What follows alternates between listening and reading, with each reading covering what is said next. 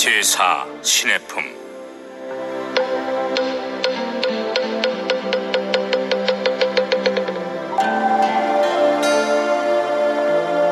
그때 해명 수보리와 마가전연과 마가섭과 마하목건년이 부처님으로부터 일찍이 듣지 못했던 법문을 듣고 또 세존께서 사리불에게 안욕따라 삼맥삼보리에 숙이 주시는 것을 보더니 매우 희유하다고 생각하며 뛸 듯이 좋아하였다.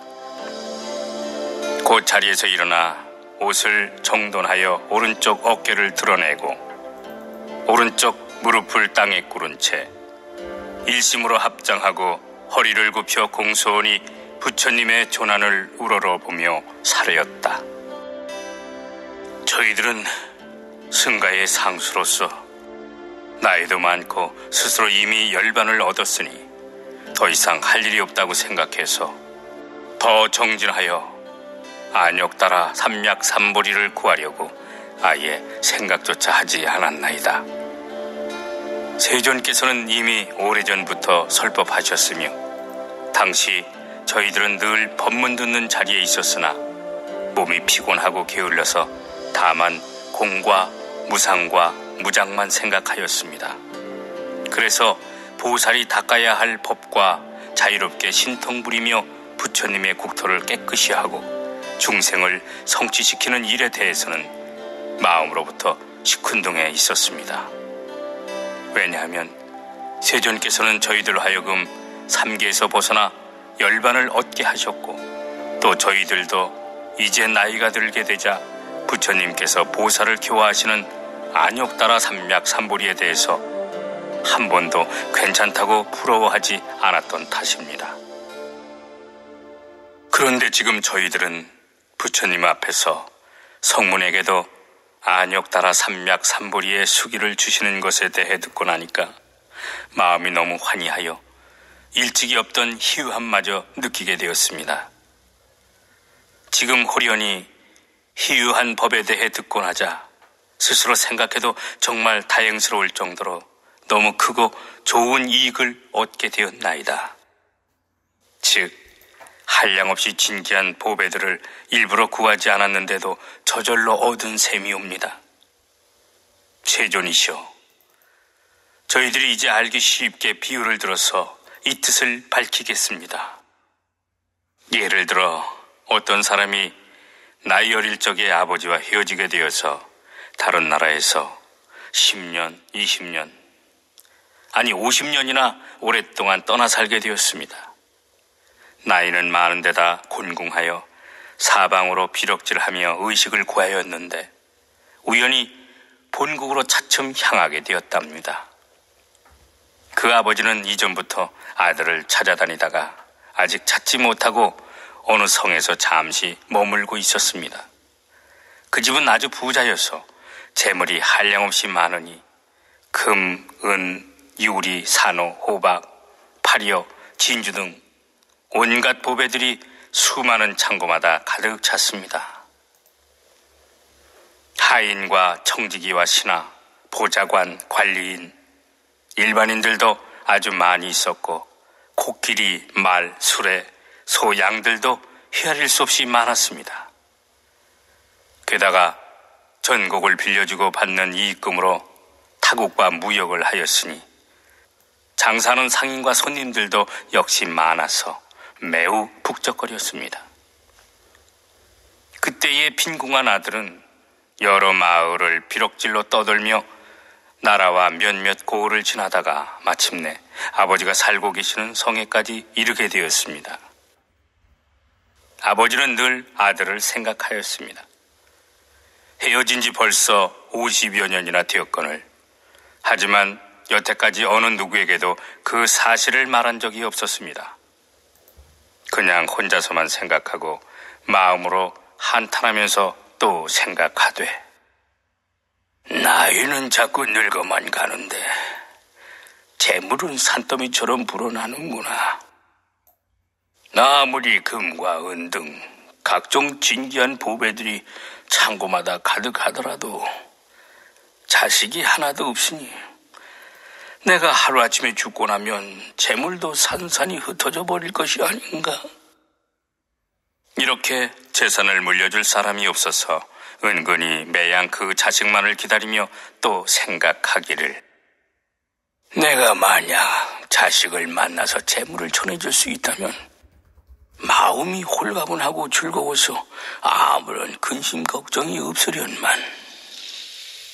세존이시여, 그때 빈궁한 아들은 품팔이로 전전하다가 아버지가 사는 집에 우연히 이르게 되었습니다. 대문 옆에 서서 멀리 그 아버지를 바라보자니 사자상에 걸터 앉아 보백회의에 발을 올려놓고 있었습니다.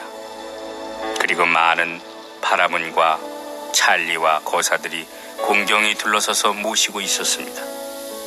아버지는 값이 10,000냥이나 됨직한 진주 영락으로 몸을 치장하였고, 관리인과 일반인 그리고 하인과 시종들이 손에 흰 불자를 들고 좌우에 서 있었습니다.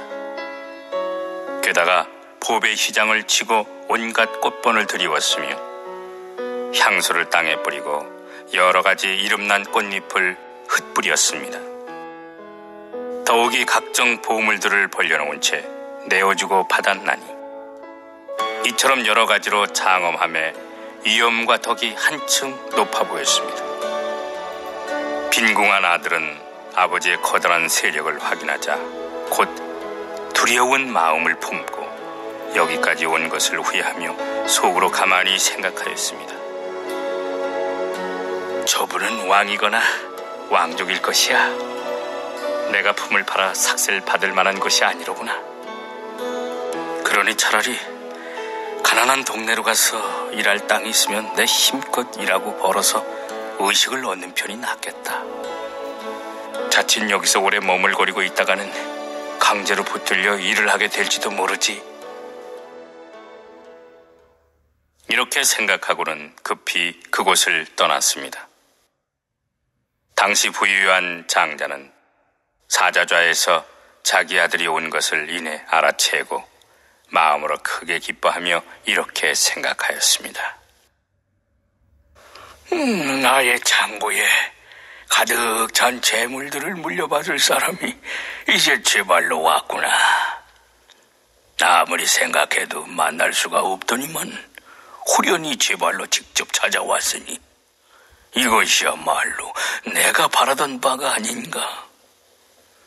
내 비록 나이 많아 늙었으나 이런 까닭에 여태까지 재물을 소중히 아껴두었도다. 이윽고 곁에 있던 사람을 보내어 빨리 가서 아들을 데려오도록 하였습니다.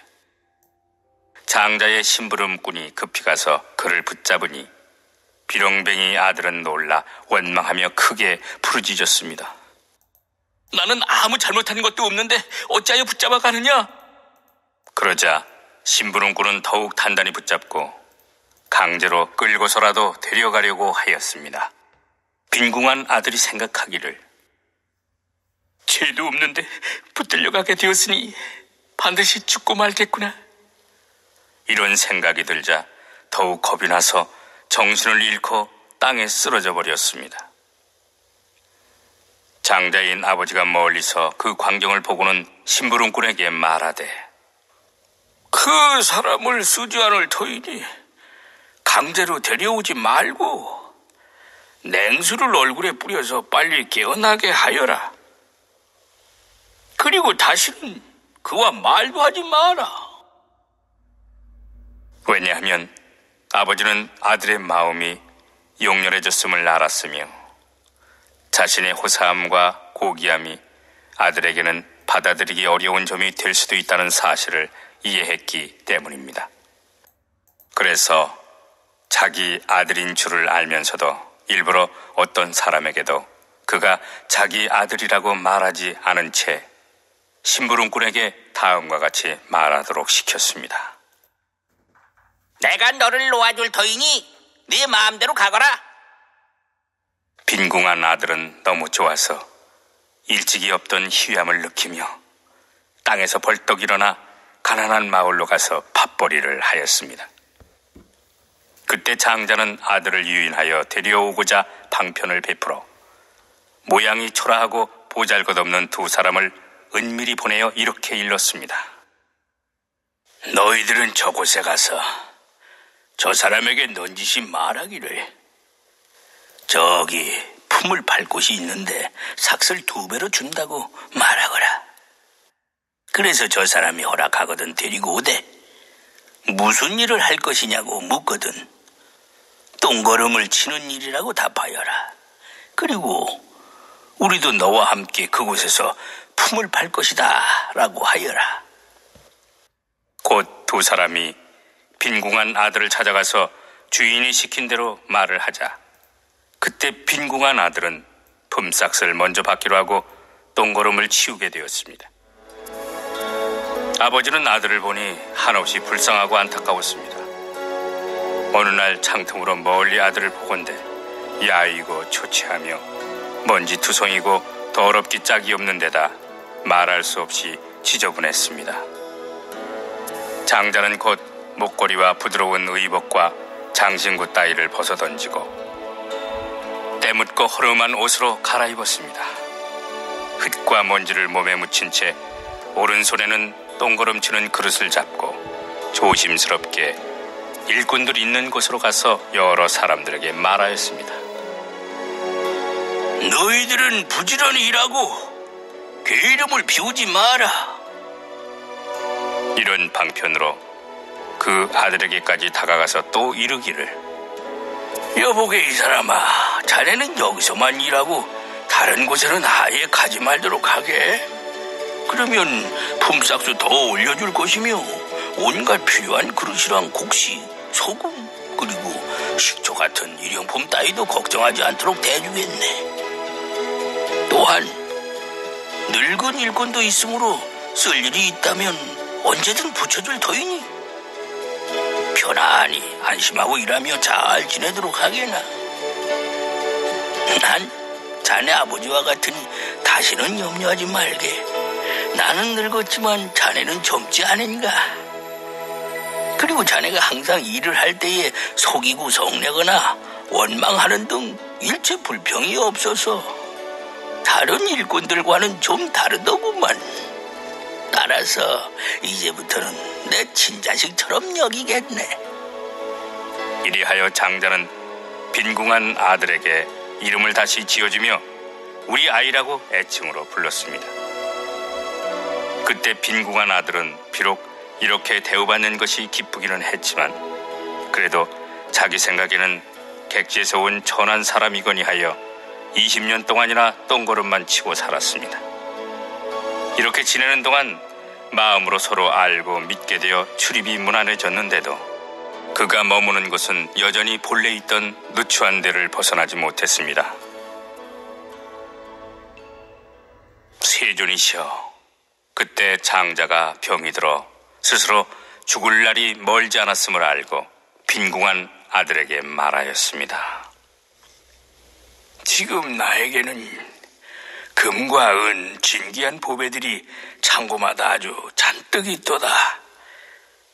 그 가운데 어떤 게 많고 적은가, 또 무엇을 내어주고 받아야 하는가 따위를 이제 네가 다 알아서 하여라. 내 마음이 이러하니 내 뜻을 잘 받들어 처리하도록 하여라. 왜냐하면 이제 너와 나는 거의 똑같기 때문이니 더욱 조심해서 소홀히 하거나 실수하지 말지어다. 그때 빈궁한 아들은 곧 분부를 받들어 여러 재산과 금, 은의 진귀한 보배들이 들어있는 모든 창고들을 맡아서 처리하였습니다. 그렇지만 단 한 푼도 그냥 가지려는 뜻이 없었고 머무는 것도 여전히 본래 있던 곳이었으며 하열한 마음 역시 극복하지 못하였습니다. 다시 얼마가 지난 후에 아버지는 아들의 마음이 점점 커져서 큰 뜻을 지니게 되었고 지난날 소심하게 생각했던 것을 후회하고 있는 것을 알아차리게 되었습니다. 목숨을 마칠 때가 다가오자 장자는 아들에게 분부하여 친족들과 국왕, 대신, 찰리, 거사들을 모두 다 모이게 해놓고 직접 선언하였습니다. 여러분, 사실 이 아이는 나의 친아들입니다. 내 진짜 혈육이건만 어떤 성에서 헤어져 자그마치 50여 년 동안이나 홀로 헤매다니며 갖은 고생을 겪었답니다. 이 아이의 본래 이름은 아무개이고 나의 이름은 아무개입니다. 그 옛날 잃어버린 성에서 혼비백산하여 찾느라고 무지 애를 썼으나 끝내 만나지 못하다가 뜻밖의 이곳에서 만나게 되었습니다. 이 아이는 나의 아들이고 나는 진짜 이 아이의 아버지입니다. 이제 내가 소유한 재물들은 전부 다 아들의 소유이며 예전부터 내어주고 받아들였던 출납관계의 온갖 일들도 앞으로 이 아들이 다 알아서 할 것입니다. 세존이시여, 이때 빈궁한 아들은 아버지의 그 말을 듣고 너무나 좋아서 일찍이 없던 희함을 느끼며 혼자 생각하기를, 나는 본래 재물에 대해 조금도 바라는 마음이 없었는데 지금 이 엄청난 보배 창고가 저절로 굴러왔도다. 세존이시여, 큰 부자인 장자는 곧 열애이시고 저희들은 다 부처님의 아들과 같나니 열애께서는 항상 말씀하시기를 저희들을 아들이라 부르셨습니다. 세존이시여, 저희들은 세 가지 고통 때문에 나고 죽음의 윤회 가운데 갖은 번민에 시달리며 미혹하고 무지하여 소승법에만 빠져 집착하였나이다. 오늘날 세존께서 저희들로 하여금 모든 법의 희론을 똥걸음으로 생각하고 치워버리게 하시니 저희들은 가르침 가운데 부지런히 정진하여 열반의 하루 품삯을 얻는 단계에 오르게 되었나이다. 그런데 겨우 그것을 얻고서 마음으로 크게 환희하여 스스로 만족하게 여기며 불법 가운데 부지런히 정진해서 얻은 소득이 아주 많다라고 여기곤 했나이다. 그러나 세존께서는 저희들 마음이 부질없는 욕망에 집착되어 소승법만 좋아하는 것을 미리 아시고는 그냥 내버려 두셨습니다. 그래서 너희들에게도 마땅히 열애의 지혜에 해당하는 보배광의 몫이 있도다라고 분별해 주시지 않으셨나이다. 세존께서 방편력으로서 열애의 지혜를 설하셨건만 저희들은 부처님으로부터 하루 품삯에 지나지 않는 열반만을 얻고도 크게 얻었다고 생각해서 대승을 구할 마음을 전혀 내지 않았나이다. 게다가 또 저희들은 열애의 지혜 덕택에 모든 보살들에게 대승을 열어 보이고 연설한 적이 있긴 있었지만 정작 스스로는 조금도 마음으로 대승을 원하지 않았었나이다. 왜냐하면 부처님께서는 저희들이 마음으로 소승법만 좋아하는 것을 아시고 방편력으로서 저희들 근기에 맞게 말씀하신 것을 몰랐으며 저희들이 진짜로 부처님 아들인 줄을 미처 깨닫지 못했기 때문입니다. 이제야 바야흐로 세존께서는 부처님 지혜에 대해서 조금도 아낌이 없었다는 것을 똑똑히 알겠나이다. 왜냐하면 저희들은 예로부터 참으로 부처님의 아들이면서도 소승법만 좋아했던 탓이니 대승법을 좋아하는 마음이 애초에 있었더라면 부처님께서는 저희들을 위해 대승법을 설하셨을 것입니다. 사실 이 경에서도 오직 대승의 일승법만을 거론하시고 있지 않습니까? 그리고 옛날 보살들 앞에서 성문들이 소승법만 좋아한다고 걱정하기도 하셨으니 참으로 부처님께서는 대승으로서 교화하셨던 것입니다. 그러므로 저희들이 말하기를 원래는 바라는 마음이 아예 없었는데 지금 법왕의 큰 보배가 저절로 굴러왔도다. 그러니 이제 부처님의 아들로서 얻어야 할 것을 모두 다 얻었도다 한 것입니다.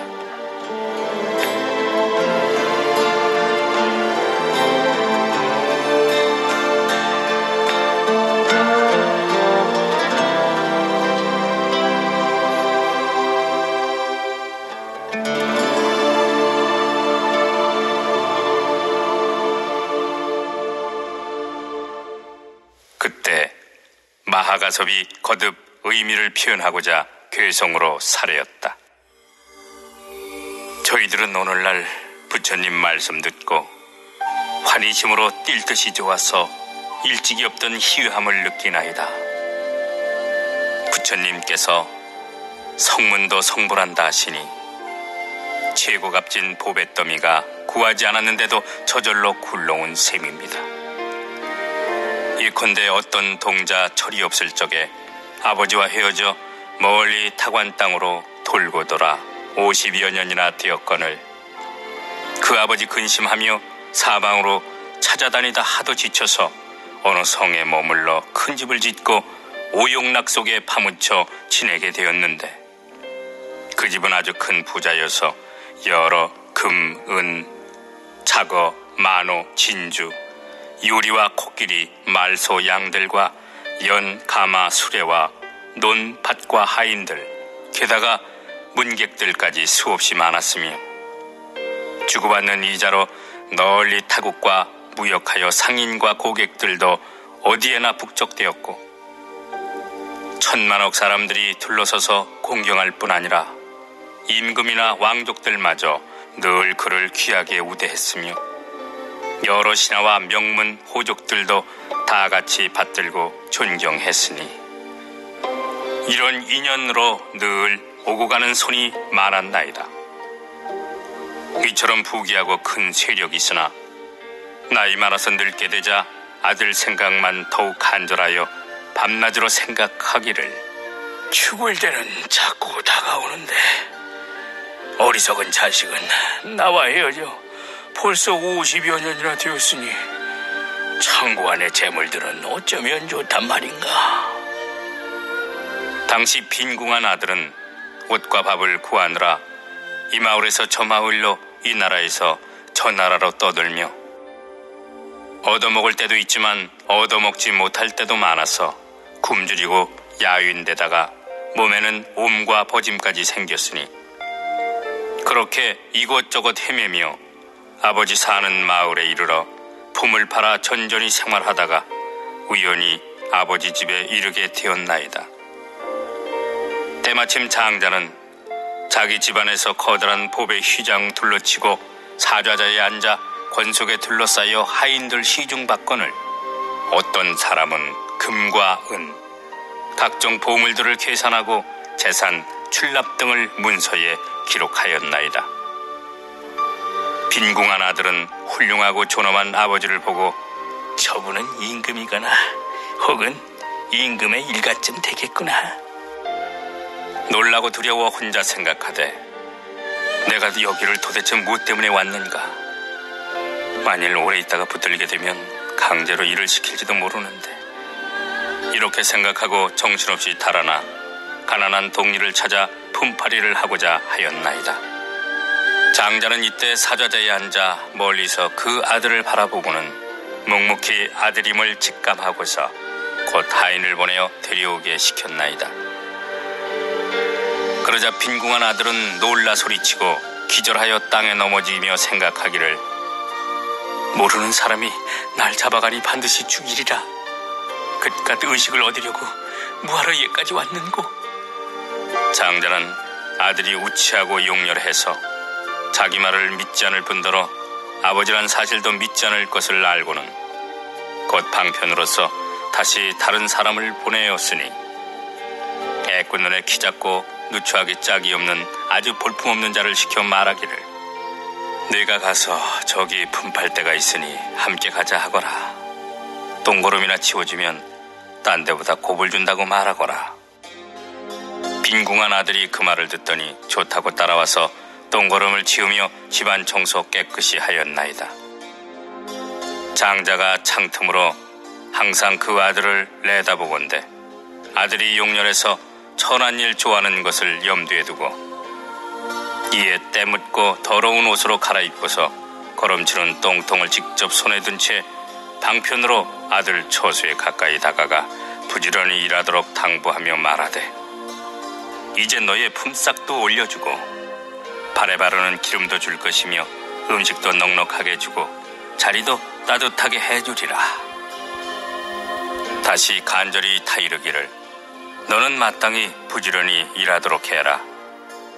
또 부드럽게 말을 하되 너는 마치 나의 자식과 같도다. 장자가 지혜로워 점차 그로 하여금 출입시키면서 20년을 지내도록 집안일을 보살피게 하고 금은 진주, 파리어 등 온갖 보배를 있는 대로 보여주며 주고받는 모든 살림살이도 다 맡아서 처리하게 하였나니 그렇지만 아들은 여전히 대문 밖 초가집에 거주하면서 스스로를 가난뱅이라 여겼으며 아무리 좋은 물건이라도 내 것은 하나도 없도다. 아버지는 차츰 자식의 마음이 점점 커지는 것을 알고 재물을 물려주고자 친족들과 국왕, 대신, 찰리, 거사들을 모아놓고 모든 대중들에게 말하기를 이 사람은 나의 친아들입니다. 나와 헤어져 다른 곳에 간 지 자그마치 50년이 지났으며 자식을 만난 지도 벌써 20년이 되었습니다. 이쪽 어느 성에서 이 녀석을 잃어버렸는데 정신없이 돌아다니며 찾다가 지금 이곳에까지 온 것이니 나의 모든 소유물과 집이랑 하인 등을 다 그에게 물려주어 쓰고 싶은 대로 마음껏 쓰게 하렵니다. 옛날에는 가난하고 뜻도 하열했건만 지금은 아버지 집에서 귀한 보배와 집을 포함한 일체 재물을 죄다 얻었노라. 아들은 크게 환희하여 일찍이 없던 희유함을 느꼈나이다. 부처님께서도 이와 같으사 저희가 소승을 좋아하는 줄 아시고 일찍이 너희들도 성불할 수 있다고 말씀하지 않으신 채 단순히 저희들에게 여러 무릇법을 얻어 소승법을 성취한 성문 제자라고만 말씀하셨나이다. 부처님께서 저희들에게 최상의 진리를 설하라고 분부하셨으며 이 최상의 진리를 닦으면 반드시 성불한다고 하셔서 저희는 부처님 가르침을 받드느라 대보살들을 위하여 온갖 인연과 여러 가지 비유와 갖가지 말로써 이 없이 높은 진리를 설하곤 하였나이다. 많은 불자들이 저희들로부터 법을 듣고 밤낮으로 사색하며 부지런히 가르침을 닦아 익히더니 당시 모든 부처님들께서 곧 그들에게 수기를 주시되 너희들은 앞으로 오는 세상에 마땅히 부처가 되리라. 모든 부처님의 비밀스러운 법을 보살들만 위해 참된 실상을 연설해 주었을 뿐 어리석게도 저희 자신을 위해서는 참되고 요긴한 이치를 설하지 않은 꼴이 되었으니 마치 저 빈궁한 아들이 아버지를 가까이 모시고 비록 모든 살림살이를 맡긴 했으나 꿈에도 제 것으로 생각하지 않았던 것처럼 저희들도 불법의 가장 보배 같은 가르침을 남에게 설하기만 하고 직접 내 것으로 삼으려는 원력이 없었으니 저 빈궁한 아들과 진배 없었나이다. 저희들은 안으로 번뇌 끄는 것만을 스스로 흐뭇하게 여기고 오직 그 정도만 최고로 알고 다시 다른 일은 아예 생각지도 못했기에 저희들은 부처님 세계를 깨끗이 해야 하고 중생을 교화해야 한다는 말씀을 듣고서도 도무지 기쁘게 여기지 않았나이다. 왜냐하면 일체법은 공족하여 생기거나 사라지는 것도 없고 크고 작은 것도 없으며 번뇌도 없고 함도 없나니 이렇게 생각하자 별로 기꺼운 마음이 들지 않았나이다. 저희들은 오랜 세월 부처님 지혜에 대해 사무치게 탐내거나 집착하지도 않았고 마음으로 더 바라지도 아니한 채 스스로 얻은 법만을 구경이라 생각했나이다. 저희들이 오랜 세월 공한 법을 닦고 익혀 삼계의 고뇌와 근심을 벗어나 최우신의 유여 열반 경지에 머물렀음에 부처님의 교화를 입고 헛되지 않게 진리를 얻은 것이니 곧 이미 진리를 깨달았으므로 부처님 은혜에 보답한 것이라 여겼던 것입니다. 저희들은 많은 불자들에게 보살법에 대해 말해주어 불도를 구하도록 했으면서도 정작 그 법을 전혀 원치 않았나이다. 도사께서 그냥 내버려 두신 것은 저희의 마음을 관하여 잘 아셨기 때문이니, 그래서 처음부터 실다운 이익이 있다고 말해서 나아가도록 권장하지 아니하셨던 것입니다. 마치 부유한 장자가 아들의 뜻이 하열함을 알고 방편의 힘으로 그 마음을 부드럽게 조복한 다음에야 모든 재물을 물려준 것과 마찬가지로 부처님께서도 이와 같이 희유한 일을 나투사 저희가 소승법을 좋아하는 것을 아시고 방편의 힘으로 마음을 조복하신 후에야 대승의 지혜를 가르쳐 주셨나이다. 저희들은 오늘에야 일찍이 없던 희유함을 느끼며 애초 바라지도 않았던 걸 지금 저절로 얻게 되었으니 저 빈궁한 아들이 한량없는 보배를 얻은 경우와 다름없나이다. 세존이시여, 저희는 지금 도를 얻고 과일을 얻어서 무릇법에 대해 청정한 안목을 얻었나니, 저희들은 오랜 세월 동안 부처님의 깨끗한 계율을 지킨 끝에 비로소 오늘날 그 과보를 얻게 된 것이며, 법왕의 법 가운데 오래도록 깨끗한 범행을 닦아서 이제야 무르에 이없이 높고 큰 과일을 얻게 되었나이다. 저희들은 지금에서야 참된 성문이니 불도의 소리로서 일체 중생들로 하여금 듣게 하겠나이다. 저희들은 지금에서야 참된 아라한이니 모든 세간의 하늘천신과 사람과 마구니와 범천 등 널리 그 가운데에서 응당 공양받을 만하나이다. 세존의 크신 은혜, 드물게 희유한 일로서 대비로 교화하시어 저희들을 이익되게 하시니 무량 억겁에 누가 능히 그 은혜를 갚을 수 있으리까? 손과 발 공양하여 바치고 머리 숙여 예경드리며 일체 온갖 것으로 공양드린다 해도 그 은혜 다 갚을 수 없으며, 머리에 이고 두 어깨에 업고 다니면서 황하의 모래알처럼 오랜 세월 정성껏 공경하고 맛 좋은 음식과 한량없는 보배옷, 좋은 침구와 여러가지 탕약으로 공양드리며 우두 전단향과 여러 진귀한 보배로 탑을 세우고 보배옷을 땅에 펼치는 등 이러한 온갖 것으로 항하의 모래알처럼 오랜 겁동안 공양하더라도 다 갚을 수 없나이다. 모든 부처님 희유하신 일 무량무변하며 불가사의한 큰 신통력 있으시니 번뇌 없고 함이 없는 모든 법의 왕이시건만 하열한 자를 위하여 일승의 가르침을 말씀하지 않으신 채 상에 매인 범부 중생들의 근기에 맞게 설법하셨나이다. 모든 부처님들께서 법에 자제하시어 중생들의 온갖 욕망과 의지력을 아시고 중생이 감당할 수 있을 정도에 맞게 한량없는 비유로 법을 설하시되 여러 중생들 숙세의 선건을 따라서 성숙한 근기와 그렇지 못한 근기 살피시어 갖가지로 헤아리고 분별하여 아시고는 근기에 맞게 일승도를 삼승으로 설하셨나이다.